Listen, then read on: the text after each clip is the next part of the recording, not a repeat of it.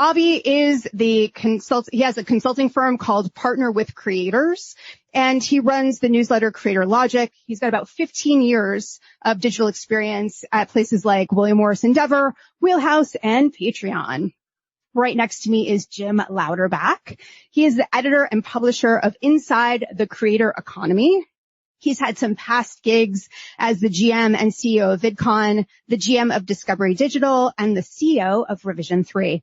Finally, we have Char Modelle. She's an Instagram expert and founder of Brand Social Consulting. Thank you all for being here today. Thank you. Thanks for having us. So I've got some big shoes to fill, Jim, because he's been moderating all day, so now I get to take over. I'm the best. I just get to sit here and just answer some questions. So, I think there's a lot of talk right now about, I have to build my own thing. I need to kind of get out there. But I'm really curious, and I want to ask each of you first, what drove you to begin building your own presence online? Was there a specific moment in time where you were like, oh, I got to do this? Was it out of necessity because you had kind of wound down a gig? And, what really prompted you and drove you to start doing what you do now and building your own brand? Jim, do you want to start? Sure. Yeah. I'm totally by accident. Revision 3, Twitter came out. We were at South by. Everybody's like, Twitter. I'm like, yeah, whatever, Twitter. Created my Twitter account. Some of the people that I was working with at Revision 3 were some of the big, the folks who grew on Twitter to 1 million Twitter followers. Because I happened to be at Revision 3, it was like one of the collateral damage things. I turned around and I had 15,000 followers on Twitter without doing very much. And then the same thing on LinkedIn. I was running PC Magazine and Reid Hoffman came in before LinkedIn launched to tell us about it. And I was like, all right, I'll sign up for LinkedIn. I was like I was like user number 8,912 or something. And I just, a friend of mine was like, yeah, here's what you do on LinkedIn. Just, accept everybody's request. I did it. Turns around, I had 12,000 people on LinkedIn. And then I was doing a newsletter for VidCon coming out of COVID, just trying to get people to buy tickets. I started putting content in. A couple weeks later, they're like, LinkedIn said, we have a new newsletter property coming out. And I'm like, stick it on LinkedIn too. Why not? And that turned into 27,000 followers today. So absolutely 100% accidental. Char, what about you? Yeah, it was kind of the same for me in the beginning. I used content creation just as an outlet, and I really enjoyed it. And then people started asking me to manage their accounts. And then I realized the more content that I'm creating and the more I get out there, the bigger my business would build and my network. And so it really created more windows and doors of opportunities. Avi? Yeah, I would say that I started by responding to people's comments. I was job searching on LinkedIn while at another job and, saw people posting about stuff I knew about and disagreed with. So I started posting comments and then I was like, let me share my actual, because I'm like, what, this person is writing about something they're wrong. Let me share why. And that just became a habit. And without even thinking about it, I would go on, have a thought, post it, whatever. And then sort of overnight, but actually over probably 6 months to a year, I went from 0 to a few thousand people on LinkedIn. And then, when I became the head of creator partnerships at Patreon, that then sort of blew up because Patreon's a big company and creator partnerships is a visible, role. And, so then when, the market crashed, things went sideways, I left Patreon. I sort of was like, well, people are reaching out to me through LinkedIn, and every time I post, I get a few more messages. Maybe there's a business to be built here. So then how do you kind of think about what your value proposition is? I mean, Jim, for you, right, it was kind of just on accident. You started doing it, you blew up. I feel like Avi, you were responding to comments. Char, you kind of were getting into it, but for people out there that are okay, well, how do I do this? How do I even start? Right? How do you even get into it to begin with, to think about what are you now thinking about as your own personal value proposition as you're continuing your journey as a creator and building your brand? Char, do you want to start? I mean, if you're thinking about using it as just you want to be a content creator and you want to start collaborating with brands, think about the things that you're using and that you're talking about and that you're passionate about right now. Because it's organic for you to just kind of try to connect with those communities. You're already in them. As a business, though, we do a bit of market research. It's who do you want as your target audience? What are you planning to sell? Are you going to turn this personal brand into something more profitable? Because now entrepreneurs and experts are turning their business into content creating machines. So it's mixed in now. It's like content creators are entrepreneurs. Entrepreneurs are content creators. And so right there, it just depends. Where is your audience hanging out? Are they watching video content? Go to Instagram, YouTube Shorts, TikTok.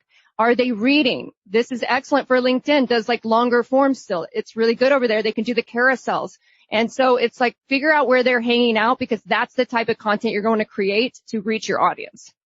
So Avi, okay, for you, right? So you kind of mentioned, the world kind of blew up, in terms of like what you were doing.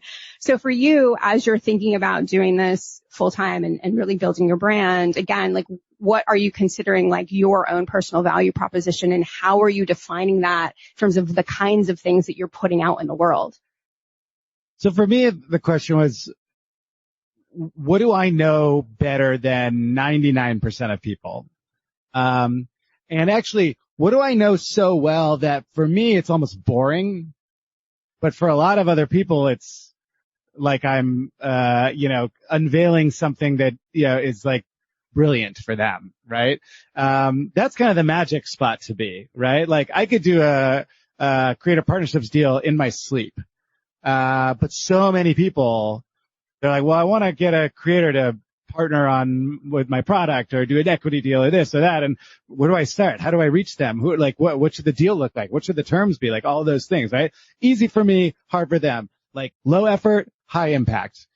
So that's how I thought about or how I've come to think about writing, but that's also kind of how the value proposition for my business sort of evolved. It's like, what are the things that I can offer where people seem to want them? They come to me for them. They're like, how do I do this? I really appreciate your posts that are about these things. Well, hey, I could just do that for you. And Jim, you come from, magazines, editorial from back in the day with PC Magazine. Do you feel like the transition to creating a newsletter and, really discerning and dishing out different kinds of bites and what's topical is what really drove you to start the newsletter or not? Well, so yeah, in my magazine days, I had a column in PC Week and PC Magazine. I had a weekly column in PC Week and I got sounds like I like saying my opinions on things and writing columns and doing stuff. I even wrote for USA Today at one point. And when I started building businesses and selling them to larger companies, I found I couldn't do that anymore. I have so many columns I wrote when I was at Discovery that I just could not publish.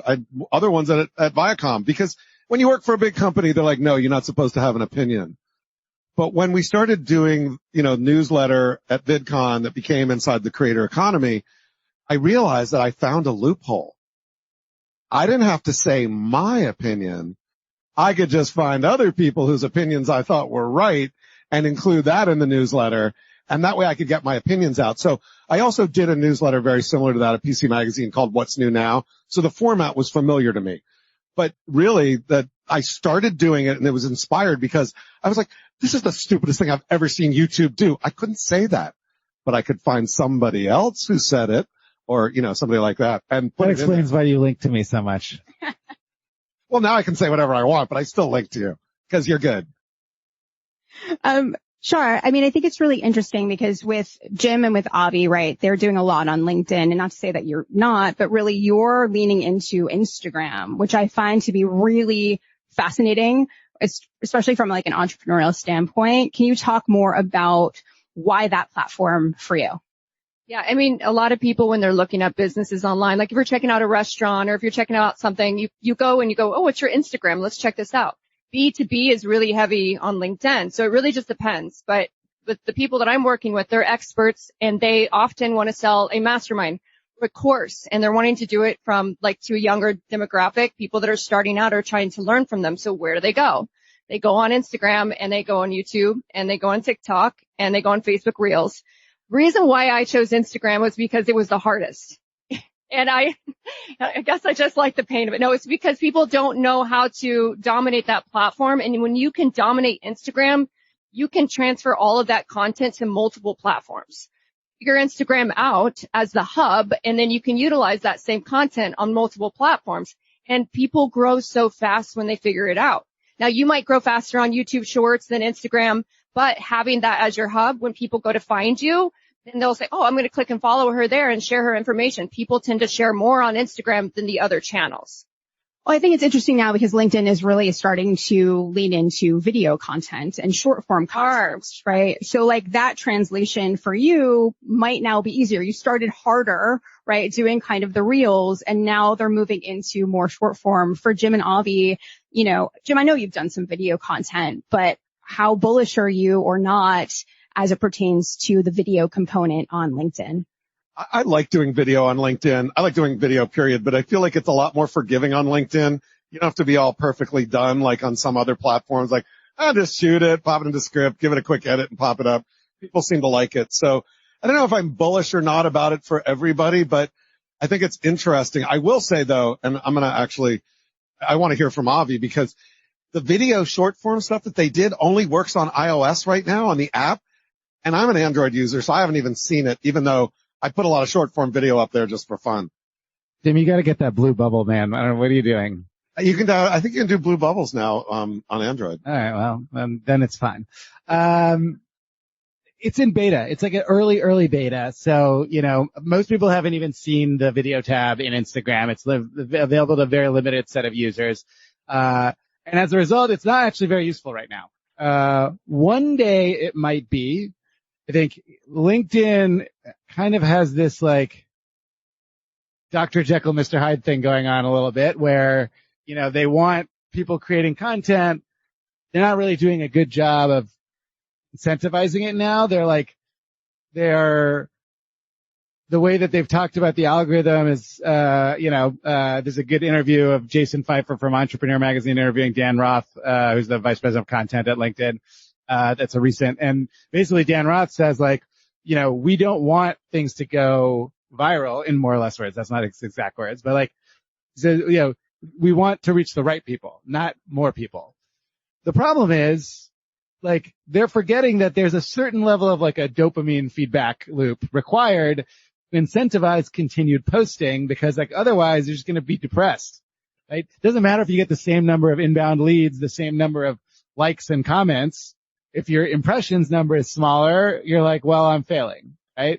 And it's possible video could be a solution for that. It's possible that they release video with the same perspective, and then does it actually create much benefit? I don't know. And that's the thing, like, what's the user behavior on LinkedIn that's going to incent people to watch video in that way? I put up a lot of videos on LinkedIn before this all happened, and people watched them, but not a lot of people were putting video up.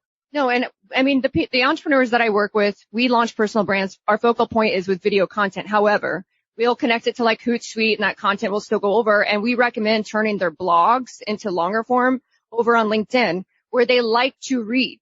They're not trying to get the quick form content. They really want to sit and have a connection and digest the information. And that content works really well over on Facebook still as well. The long form has translated really well there. And then Twitter, for whatever reason, the community on Twitter is very similar to LinkedIn, and a lot of the same tools, they work together on both platforms. So I think it's just knowing, like, instead of shoving the content where you think it needs to go everywhere, just utilize the platform. What is doing best? Not everybody wants the video content. They still want to read. They want to see that long form. The other thing I will say, sorry, real quick, is that the video side, at least the video that I have seen on LinkedIn so far in this beta tab, is basically video broetry. And like, that's what LinkedIn has been trying to get away from, right? Like a year and a half ago, LinkedIn's brand was all broetry, right? It was like the like one line per sentence. I was on my way to an interview and I saw a dog about to get hit by a car, so I stopped and saved the dog. But I was late for the interview, and when I got there, the interviewer was the dog. Like that, those kinds of like ridiculous. Yeah. Like that's what the videos are now. So I'm like, did you just like put the kibosh on one thing and like in doing so completely change the dynamics of the ecosystem, only to release a new product that may end up just seeing the rise of that thing again? And so like, it's an ongoing process, I think, for them to like figure it out. And they're also balancing incentives across $4 billion businesses. That's the thing to remember with LinkedIn, right? Like actually that content feed is not important to them. It seems like it is, but they make most of their money by selling the premium accounts, by selling recruiter tools, by selling their learning product, and then advertising is one of their $4 billion businesses. And so internally, there's also like all of these things in contention. And so that's also kind of something to keep in mind when you're like, well, they're obviously going to, you know, like the short form is for the views. Well, maybe, but maybe not, right? Like it's hard to know. So, I mean, Jim, I want to go back to something that you said that really struck me because, you know, you started some of this when you were at VidCon, right? And that's, you know, for those that don't know, VidCon is a big, creator event that is owned by Paramount, right? So you've got a lot of corporate, people around you, legal people, maybe looking at you, depending on what you're posting. So for those people that are looking to build their presence, right? They're working for a corporate entity. How do they balance being authentic with maybe what their corporate overlord would maybe want them to say or not? It's a really good question. Like, how do you be on LinkedIn and not piss off the HR department and the comms department and your boss? I think some of the best ways to do it are to give back information to people. So think about a couple things. Hey, what are you passionate about? Sure. But think about if you're at the mid stage of your career, what do you wish you knew 12 years ago or 15 years ago that you know now, and write those tips about, hey, if you're an up and coming video creator, if you're an up and coming producer, an up and coming person in media, here are 3 things you need to know to get ahead. What are some of the things that you know in your business today that other people are always asking you? So somebody is always asking you like, okay, what's the best way? Think about what Avi was saying. Like he can do a creator partnership thing in his sleep. So many people don't know how to do it. What are those things that's your unique knowledge that you can put up there where you're helping other people understand and get ahead in their industry or at your company, but don't start dissing on your competitors? And then, Avi, for you, something we talked about before the panel, which I thought was really interesting, is, you know, you have this opportunity, right, to build out what you want the way that you want it without kind of the corporate overlord, right? And so can you speak to that in terms of, like, where is the line? Is there a line anymore? Because you're you and you're saying what you want when you want to say it, but you also want to service clients and you don't want to piss them off. So I'm curious from your perspective, right, having transitioned from big corporate to kind of doing stuff on your own, like where is that line for you? Yeah, it's a good question and one that I think about a lot. Like, for example, I don't think LinkedIn will ever sponsor me, because I'm very open about what I think about the changes that they make, good or bad.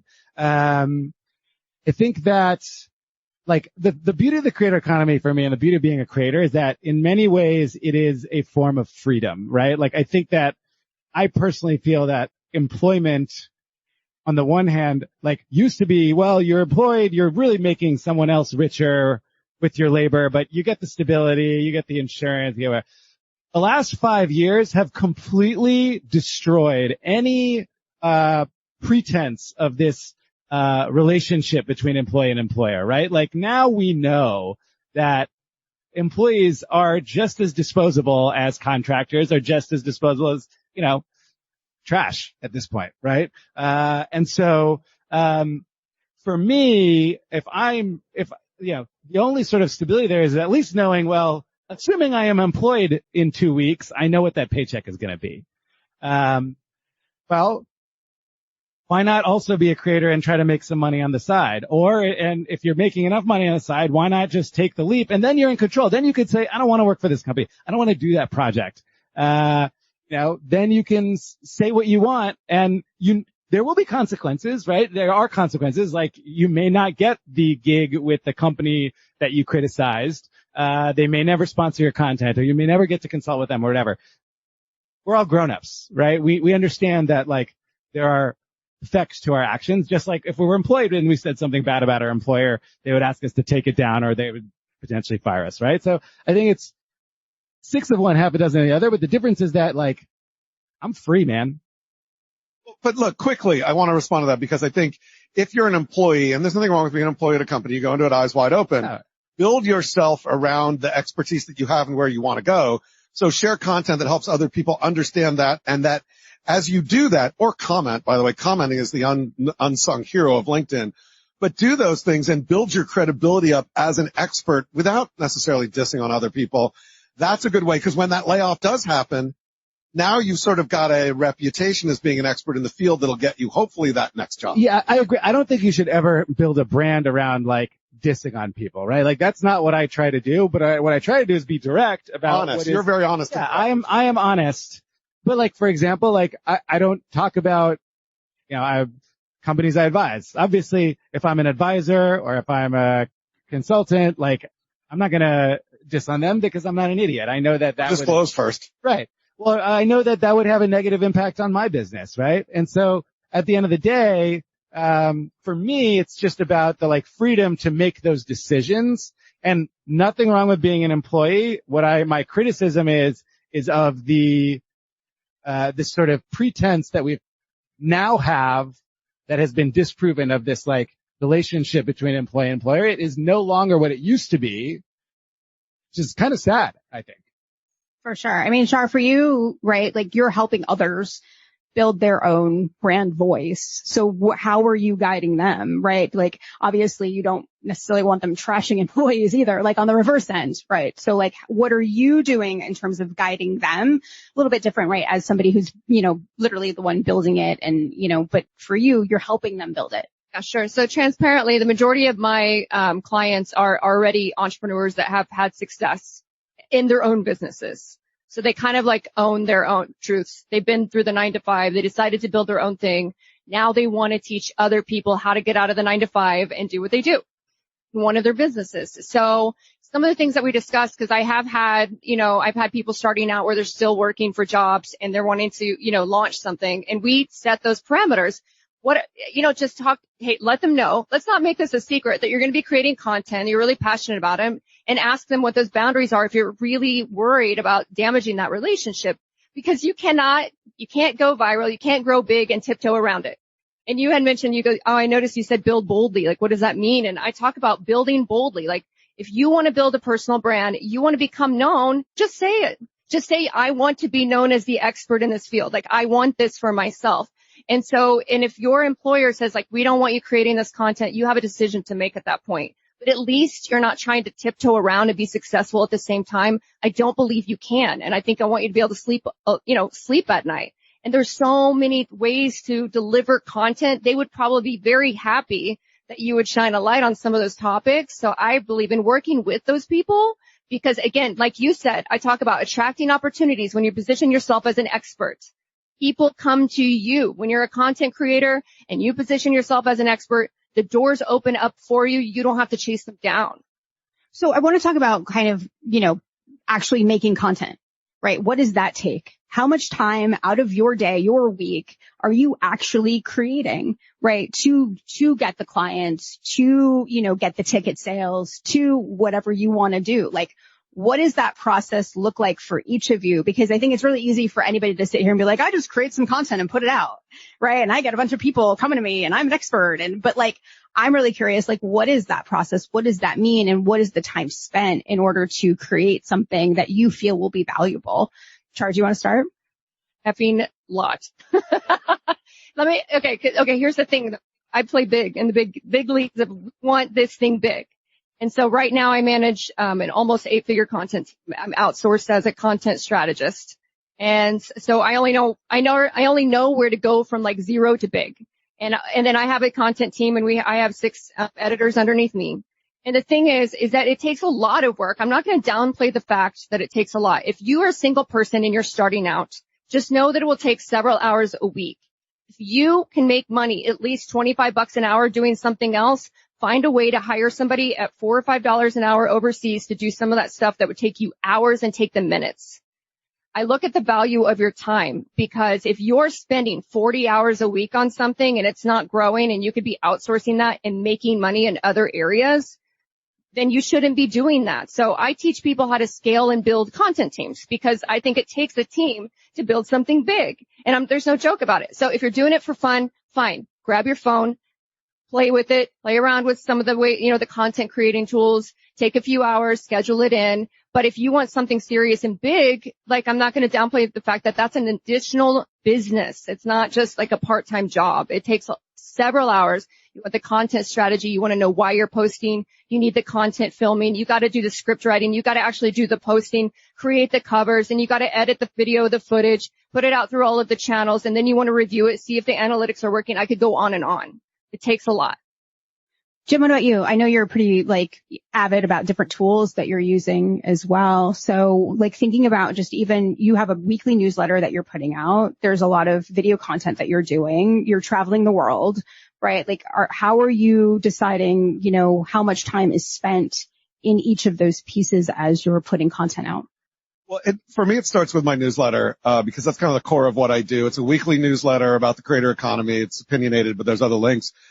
I spend roughly a day plus a week working on that, but all week long, when I see something interesting, taking the link, dropping it into my feed for next week's newsletter, and then usually on Thursday or Friday, sometimes on the weekend, I'll pull it all together and write it. But it takes about that much time. And I love your advice, by the way. I'm going to take advantage of that because I actually have something I want to do that I want to extend that out. I need help, and I'm going to go find it, do it myself. The other stuff just sort of happens organically. If I think about something, I'm like, I want to post about that. I want to do it. I want to make a video. I just go do it and I make the hour or two that it takes, but I don't craft finely. The thing I craft finely is that newsletter, and I still screw up. I screwed up a link today. I hate that, but I still screw up. Avi, what about you? I mean, you have a newsletter as well. And, I'm curious for you, time spent and how that process works for you. And are there other things that you're looking to maybe branch into beyond that, podcast, et cetera, and how do you then figure out for you, okay, I want to move into this direction now, and it's worth that extra time because of XYZ reason? So it's a fair amount of time. The newsletter Creator Logic has 2 sends a week. One is an interview with the creator about how they run their businesses. So what are the tools and the partnerships that they have? What are their strategies and tactics for making money? That kind of thing. And that's pretty involved because I have to interview the creator. And then, I have to pull quotes and figure out what the angle is and what the takeaways are and all that stuff. So that's I don't know, maybe 5 hours for that. And then the second send is me just thinking about some sort of framework or economics of the business and breaking it down in a way that creators and anyone else reading it can understand. And so that's maybe 3 hours. And then LinkedIn content. I probably post 5 times, give or take, a week. And those are maybe hour and a half each. Yeah. So it adds up. It's a lot. Time. Yeah. It's a lot of time. And the thing that I've outsourced, because I also have a consulting business, I have a social media manager who I pay to edit because I do the interviews on video. So putting that on YouTube, putting that on TikTok. We'll see. That's pretty new. It's still growing. And something I've been thinking about is does the format I'm doing for the newsletter actually work for social? And I don't know. So that's something we need to figure out long term. But, and then the other thing is I brought on a partner for my, consulting business, and that really helps because he's got a similar background to me, can do all the same things I can do. And so we can tag team, or he can take on a lot of the client management, all that stuff. So then what was the trigger for you to say, I'm going to outsource this to this person? Was it just the time? It wasn't your thing because it wasn't something that you were necessarily an expert in terms of doing that? What prompted you to make that decision? Where were you in your journey in order to accomplish that? Generally, I think about those kinds of things as where can I create the highest leverage?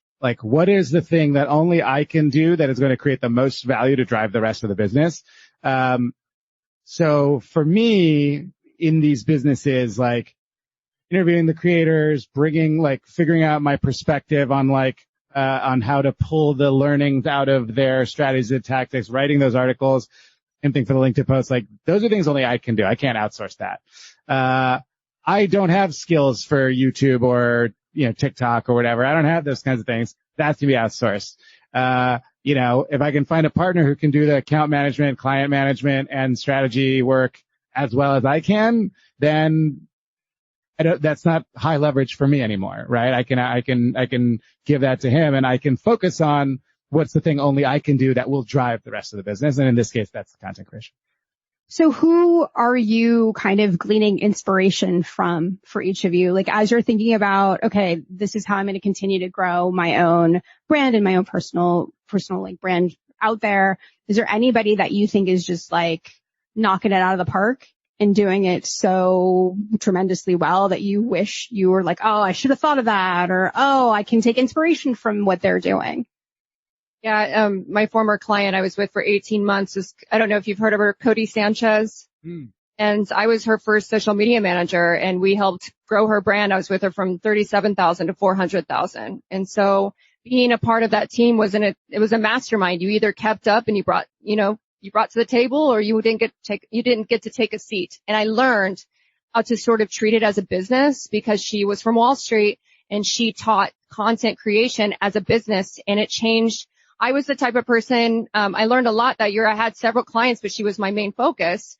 She was the one that taught me how to turn all the SOPs and processes that you need. So that way you're not spending all your time and hours trying to figure things out, that you have a process in place, a system in place that you can hand off to somebody else. So I have to give her some, credit for that. And she gives me credit for helping her grow that time. And, looking at her success now, she has millions of followers on multiple platforms, is pretty tremendous. But again, she took what she had on Wall Street and she put that in the same work that she put in there. When she left, she put into her content creating. Avi? So I wouldn't say there's one creator where I'm I wish I could be like that. I talk to so many creators every week, and I'm always learning something from each of them. I think the hardest part is implementing all those things that I'm learning, because it's just not enough time in the day. So I try to get 1% better each day, however that adds up on a weekly basis. Or sounds like the title of a newsletter. 1% a day, right? It is, yeah. And that's actually the other place I look up to, Phil Ranta. Well, yeah, that's the other place I get a lot of inspiration, is kind of our creator economy circle on LinkedIn, all these, people that are now friends, like Jim, like Phil Ranta and others, who are posting on LinkedIn and then kind of talking to each other about how it's working, what we're learning and all that. Jim, you mentioned one. I look at newsletters and, Matt Navarra, who does Geek Out, is amazing. Leah Haberman, who does ICMYI, also amazing. I look at their stuff and I'm I learn a lot from them. Lindsay Gamble is another person we know on LinkedIn, but he does a really good newsletter. He's always poking on some good things. But, there's, Troy, what's his name? The People versus Algorithms does really interesting things. There are a bunch of just newsletter writers that I'm oh, I like that. I may borrow things or be inspired by them. Some are bigger than me. Some are smaller. All of them are better than what I do, so I just get inspired by them. Awesome. One more question. In terms of leveraging AI, I know we've had a lot of panels here about AI. Are you leveraging that in some way, whether that's ChatGPT for ideation? How are you using AI in what you do every day? I can start. I use Descript. I use ChatGPT for, I use it for Dolly. All of my cover images, I have fun making them on Dolly. I probably spend more time on it than I should, but I like it. Descript is really good for editing. I also have created a couple of custom GPTs that do things for example, I have one that I can give it all the notes on a session that I want to do, one of these events, and it'll spit out 4 different headlines and descriptions, which then I will rewrite. And there's another GPT that somebody else has that does SEO titles and descriptions. When you do a newsletter in LinkedIn, you can go in and add your SEO title and description that's supposed to be really good. So I've heard, and I don't have time to do that, so I just go and use this great little GPT does it for me. Sure. Yeah, we use Descript in a different way. We'll take the most viral videos and we'll take the transcription from that and then we'll plug it in ChatGPT and then we'll ask it to kind of remake it with our goal in mind. We'll be this is our target audience. This is the hook. This is the CTA. And then here's the script we want you to follow to create more like it. That's really smart. Afi, what about you? Yeah, that's a good idea. I know, right? There, you got the price of admission right there. Something right there. So my writing, the core writing is 100% human made. I use AI for, I use Opus, for cut downs. I forgot to mention Opus over there. I use, I actually, for the thumbnails for my newsletter, I have this fun thing we do where we get a headshot from the creator and we put an AI cyberpunk background. And then I have an artist who actually goes in and highlights stuff and makes it pop. And so it's combination AI, real artist, and then a headshot from the creator, which I think is pretty. You call that cyborg art? I would say that it is, the way I credit it always is photo by creator, art by Johnny Fair with AI Assist. Awesome. Well, that is time. Make sure you go check out Creator Logic and Inside the Creator Economy. Subscribe today to all. CreatorLogic.com. Thank you. You guys stick around because right after this, like immediately seconds after this, Ryan Graham and I are going to talk about Studio in a Box and building your studio.